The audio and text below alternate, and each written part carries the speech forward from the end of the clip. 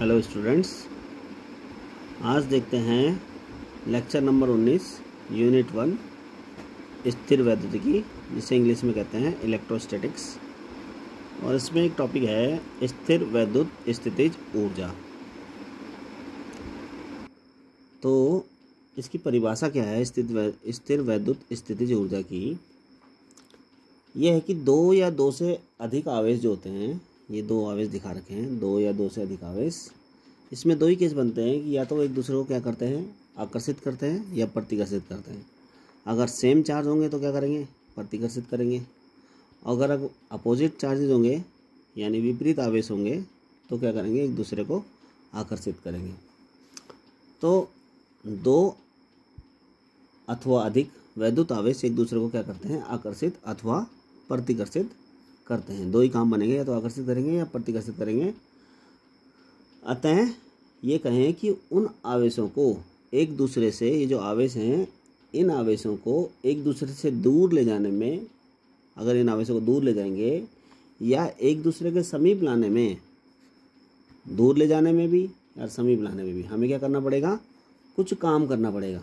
और जो काम करना पड़ेगा यही कार्य उन आवेशों के निकाय में, ये जो निकाय बना इन आवेशों का, इस निकाय में वैद्युत स्थितिज ऊर्जा के रूप में संचित हो जाता है। और इसे क्या कहते हैं, ये जो निकाय बना यानी एक सिस्टम बना ए बी पॉइंट पे, जो हमने आवेश लाए, इसको बनाने में हमने जो काम किया, तो ये क्या कहलाता है, इस निकाय की स्थिर वैद्युत स्थितिज ऊर्जा कहलाता है। ठीक है, तो क्या परिभाषा बताई मैंने अभी कि दो अथवा अधिक वैद्युत आवेशों को क्या करते हैं, एक दूसरे को आकर्षित या प्रतिकर्षित करते हैं। तो इन आवेशों को एक दूसरे से दूर ले जाने में या पास लाने में क्या करना पड़ेगा, कुछ काम करना पड़ेगा। और ये जो काम करना पड़ेगा ये उन आवेशों के निकाय में, ये जो निकाय बन गया अब दो आवेशों का या इससे ज़्यादा का, निकाय में स्थितिज ऊर्जा के रूप में संचित हो जाएगा। क्या, जो काम किया।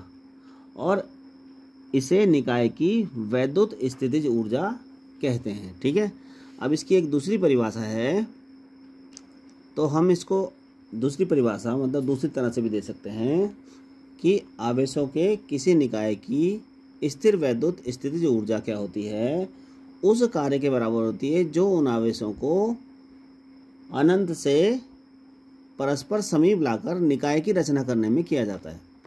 ठीक है, जो क्या बताया मैंने कि आवेशों को किसी निकाय की जो स्थिर वैद्युत स्थितिज ऊर्जा होती है उस कार्य के बराबर होती है जो उन आवेशों को अनंत से परस्पर समीप लाकर निकाय की रचना करने में किया जाता है। ये निकाय बनाया, ए पॉइंट पे प्लस Q1 आवेश है, बी पे Q2 आवेश है, इन दोनों के बीच की दूरी R है। ये माना हमने कि ये कोई निकाय है। तो अब हम इसकी वैद्युत स्थितिज ऊर्जा ज्ञात करते हैं। तो वैद्युत स्थितिज ऊर्जा ज्ञात करने के लिए हम ये मानते हैं कि जो Q2 आवेश है हमारा, ये बिंदु B पर ना होकर ये कहाँ पर है, अनंत पर है। Q2 आवेश बिंदु B पर नहीं है, ये कहाँ पर है, अनंत पर है। तो अब हम क्या करते हैं, अब हम ज्ञात करते हैं Q1 आवेश के कारण, ये जो Q1 आवेश है हमने क्या लिया, Q2 को क्या लिया, Q2 को हमने B पर ना होकर क्या लिया, अनंत पर लिया। ये मान लिया हमने कि Q2 क्या है, वो B पर नहीं होकर अनंत पर है। तो हम निकालते हैं Q1 के कारण, आवेश Q1 के कारण बिंदु B पर वैद्युत विभव हम ज्ञात करते हैं। तो इसको मैंने कहा कि ये है V, और V इक्वल टू क्या था तुम्हारा, फॉर्मूला हमने इससे पहले लेक्चर में प्रूफ किया था पोटेंशियल का, यानी विभव का क्या था, 1/4 पाई एप्सिलॉन नॉट Q/R। ये Q क्या है हमारा, ये Q1 के कारण निकाल रहे हैं, तो यहाँ पे Q1 कर देंगे, Q1/R हो जाएगा। ये वैद्युत विभव हो गया क्या, आवेश Q1 के कारण कहाँ पर, बिंदु B पर वैद्युत विभव आ गया। Q1 आवेश के कारण बिंदु B पर वैद्युत विभव ये आ गया। इससे पहले लेक्चर में हमने इसे प्रूफ किया है। तो ये आ गया इतने वोल्ट।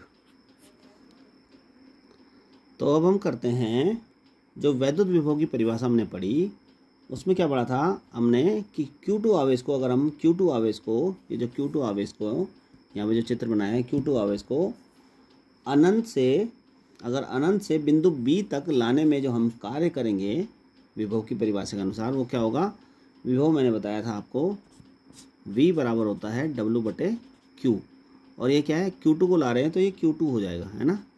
तो यहाँ से हम देखेंगे W इक्वल टू क्या आ जाएगा हमारे पास, W इक्वल टू जो कार्य आएगा क्या आएगा, ये इधर मल्टीप्लाई में चले जाएगा तो क्या आएगा, कार्य जो आएगा हमारे पास क्या आ जाएगा Q2 इंटू V, ये आ जाएगा हमारे पास कार्य।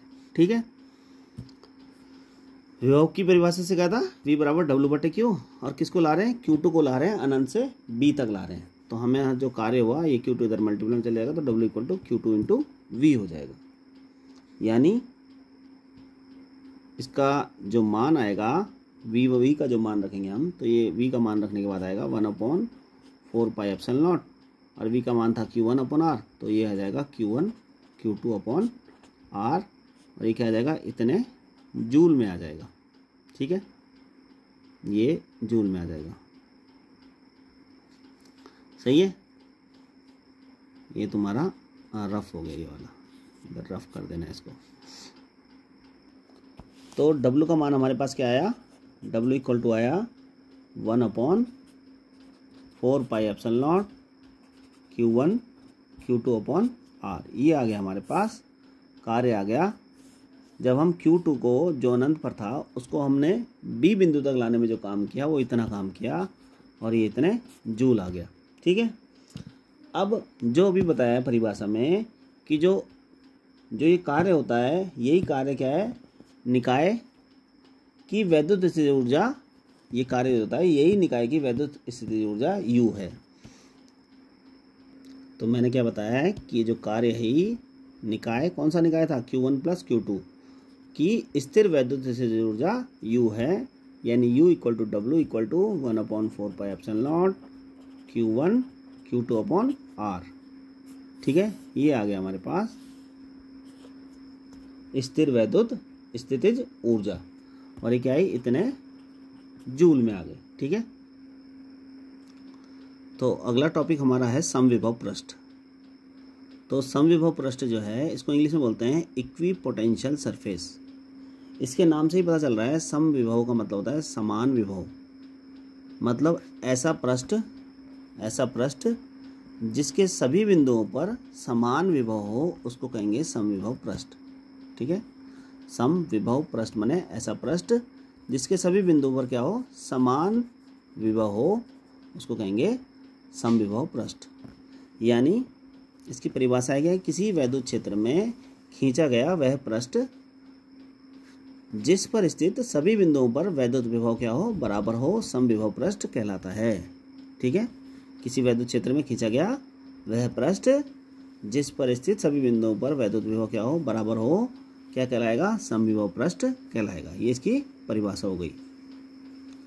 अब आती है समविभव पृष्ठ की विशेषताएं। तो विशेषताएं क्या हैं, जो पहली विशेषता इसकी ये है, समविभव पृष्ठ की पहली विशेषता ये है कि समविभव पृष्ठ जो है उसके दो बिंदुओं के बीच जो विभवांतर होगा वो क्या होता है, 0 होता है।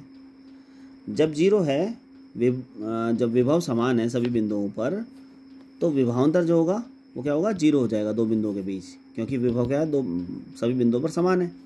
अब विभवांतर 0 होगा तो हमारी परिभाषा क्या थी, VA - VB equal to W/Q0, यानी ये भी 0 है तो W/Q0 भी 0 हो जाएगा, यानी W इक्वल टू 0 हो जाएगा।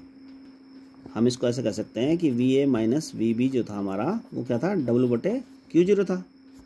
अब ये भी 0 है और ये हमारा क्या है, W/Q0 है, तो ये क्या जाएगा, W इक्वल टू 0।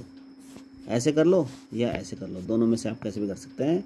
तो यानी इसका मतलब ये है कि दो बिंदुओं पर विभव क्या है, समान है, तो विभवांतर 0 हो गया तो कार्य भी 0 हो गया। यानी हम ये कहें कि समविभव पृष्ठ में कार्य क्या आया, 0 कार्य। 0 का मतलब ये है कि जो समविभव पृष्ठ होगा उसमें अगर किसी आवेश को एक बिंदु से दूसरे बिंदु तक ले जाएंगे तो हमें कोई कार्य नहीं करना पड़ेगा। ठीक है, सही है। ऐसे भी कर सकते हैं और ऐसे भी कर सकते हैं, जो आपको अच्छा लगे उस तरह से आप लोग कर लेना। ठीक है, ऐसे या ऐसे। ठीक है, W इक्वल टू 0 का मतलब कि अगर समविभव पृष्ठ में हम आवेश को एक बिंदु से दूसरे बिंदु तक ले जाएंगे तो हमें कोई काम नहीं करना पड़ेगा। दूसरी विशेषता क्या है इसकी कि समविभव पृष्ठ के प्रत्येक बिंदु पर बल रेखाएं क्या होती हैं, पृष्ठ के लंबवत होती हैं। ठीक है। तीसरी विशेषता इसकी कि दो समविभव पृष्ठ क्या होंगे, प्रतिच्छेद नहीं करते। और प्रतिच्छेदन बिंदु पर वैद्युत क्षेत्र की, क्योंकि अगर प्रतिच्छेद करेंगे तो प्रतिच्छेदन बिंदु पर वैद्युत क्षेत्र की दो दिशाएं होंगी जो कि असंभव है। ठीक है। तो ये 3 इसकी विशेषताएं थी किसकी, समविभव पृष्ठ की। तो ये जो चित्र है, इस चित्र में प्लस क्यू से चलने वाली बल रेखाएं ये ऐसे खींच रखी हैं। तो ये क्या कर रखा है, एक बिंदु ये जो प्लस क्यू है इसको केंद्र मानकर एक गोलीय पृष्ठ खींचा गया है समान त्रिज्या का। अब इस गोलीय पृष्ठ से देखें ये दूरी क्या है, ये थोड़ा सा टेढ़ा बन गया है, लेकिन क्या है ये बराबर दूरी पर है, त्रिज्या बराबर है। तो क्या है, यहाँ से जो दूरी है प्लस क्यू आवेश से, ये जो दूरी है ये समान है, इसलिए जो है यहाँ पर क्या होगा, सभी बिंदुओं पर विभव क्या होगा, समान होगा। क्योंकि विभव की परिभाषा हम जानते हैं, V बराबर क्या होता है, 1/4πε0 Q/R।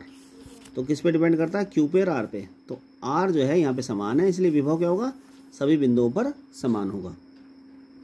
तो ये जो गोलीय पृष्ठ है ये क्या है, समविभव पृष्ठ है एक तरह का। और बिंदु आवेश से चलने वाली जो बल रेखाएं हैं यहाँ पे, ये क्या है, ये त्रिज्य है, त्रिज्य माने त्रिज्या की दिशा में है। और गोलीय पृष्ठ, ये जो गोलीय पृष्ठ है इसके क्या है, लंबवत है। ठीक है। तो ये समविभव पृष्ठ है। इस समविभव के, इस पृष्ठ के सभी बिंदुओं पर क्या है, विभव क्या है, समान है। क्यों, क्योंकि फॉर्मूला क्या है, 1/4πε0 Q/R, ये फॉर्मूला है। ठीक है। Okay, thank you.